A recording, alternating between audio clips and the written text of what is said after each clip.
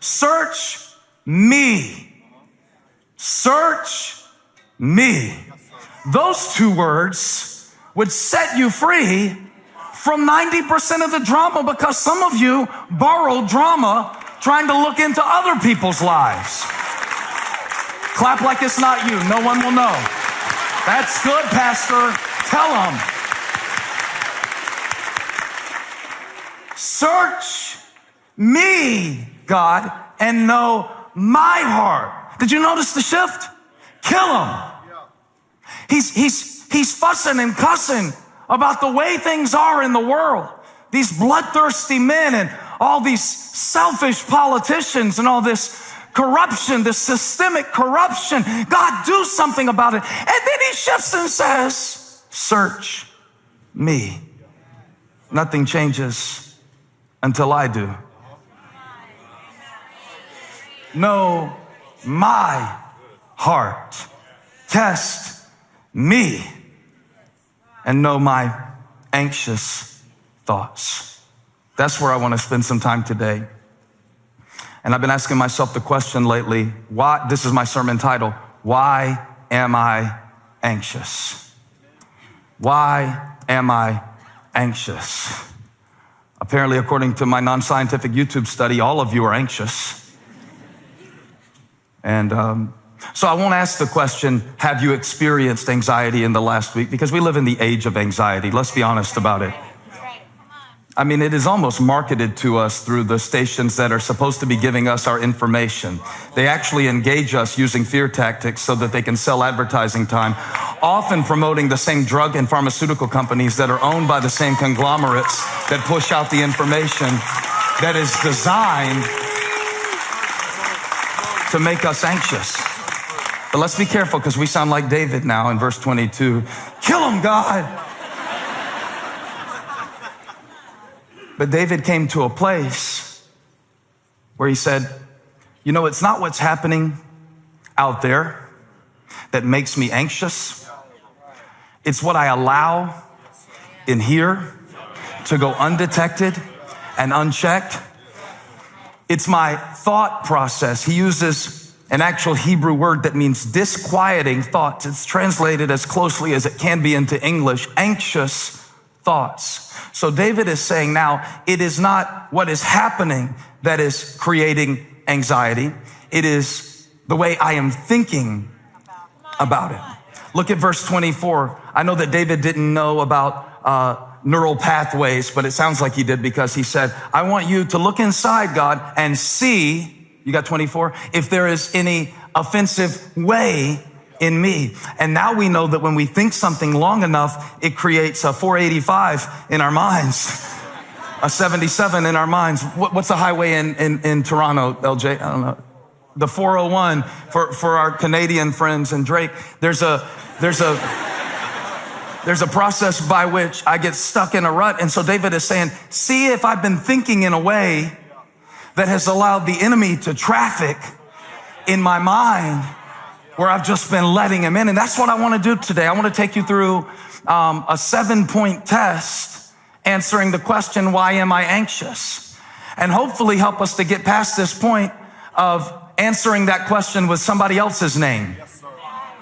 And hopefully get us past the point of answering that question by mentioning something that is happening that is outside of our control. And hopefully to get us to the place where we can see that not only is God watching over my life, that's what David understood. It's that when Saul is trying to kill me, God is watching over me. God has his surveillance system in every situation of my life. He will not suffer my foot to be moved. The Lord which keepeth thee, he's got 24/7 surveillance on me. Touch somebody, say, you better be nice to me. God is watching how you treat me. God is watching how you talk to me, and God likes me.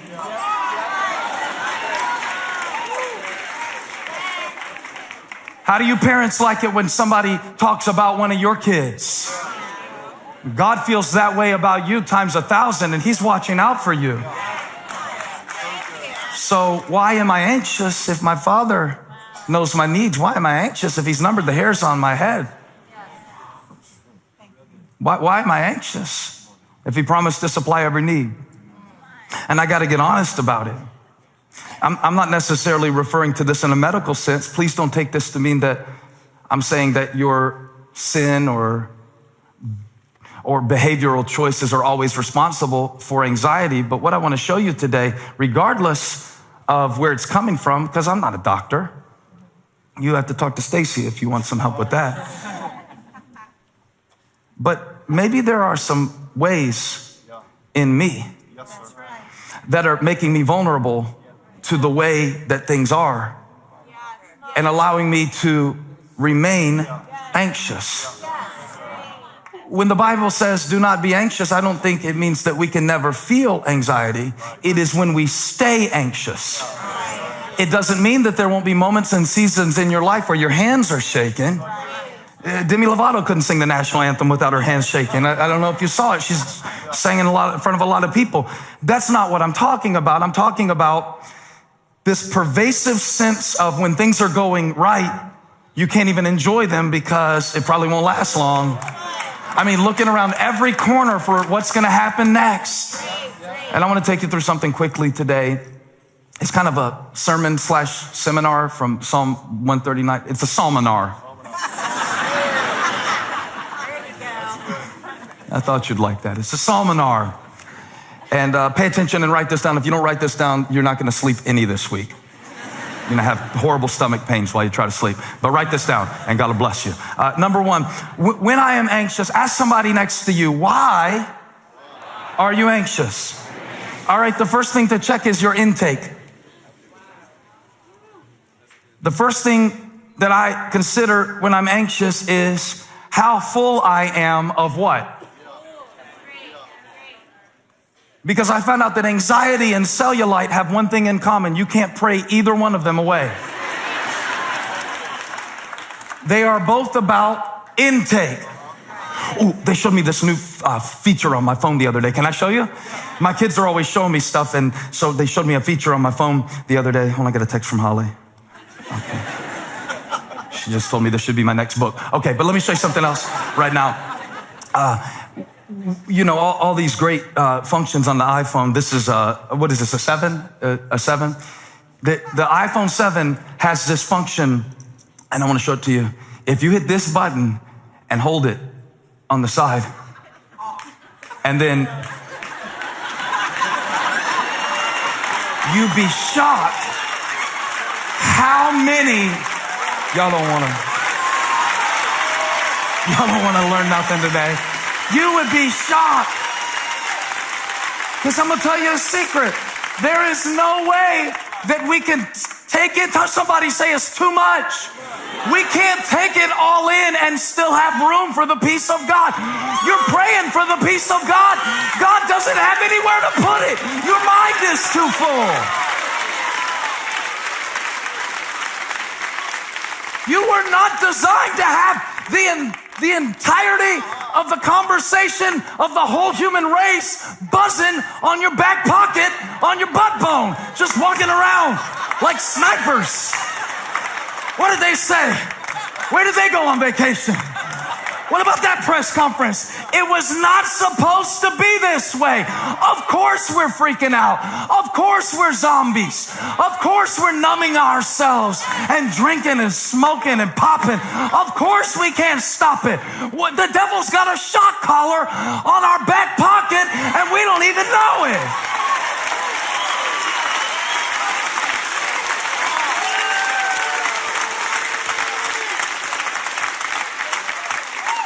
Y'all are messing up my seminar. Sit down. My seminar. So you want me to give you inspiration for 45 minutes every week, and you're going to lay it over top of 17 hours of media that is designed to hardwire the way you think.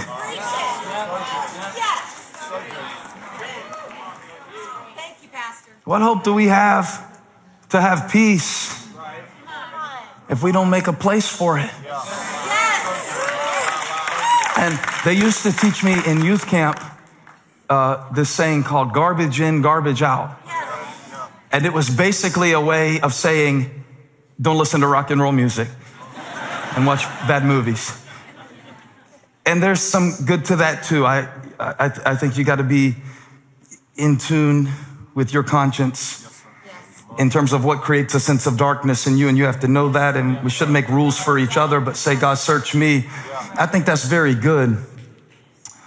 But I also think that sometimes what we don't take in is just as fatal to our faith as what we do take in. I think some of us are on a spiritual starvation diet and we don't even know it. And so we have faith that we don't feed, and then we cannot access strength that we actually possess if we feed it. And so you've got to get your intake levels up.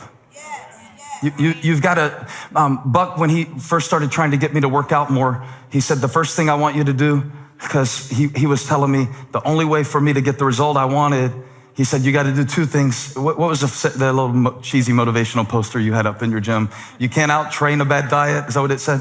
And he was like, so I want you to keep a food log and write down everything you eat. And I didn't do it, but I thought it was a good idea, because before I can change what I take in, I need to track what I take in. I wonder what it would look like if you kept a thought log of just what you let in. So if you let the enemy in and then pray for God to drive him out, it creates a cycle where you are creating your own state of mind that you're trying to pray away.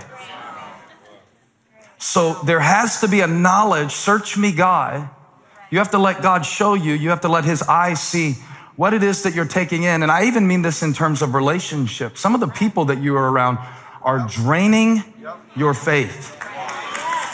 And I know you have to be around them a little bit, but you might need to put on a little protective, UV 75, SPF 75. Spiritual protection 75, just to get around them.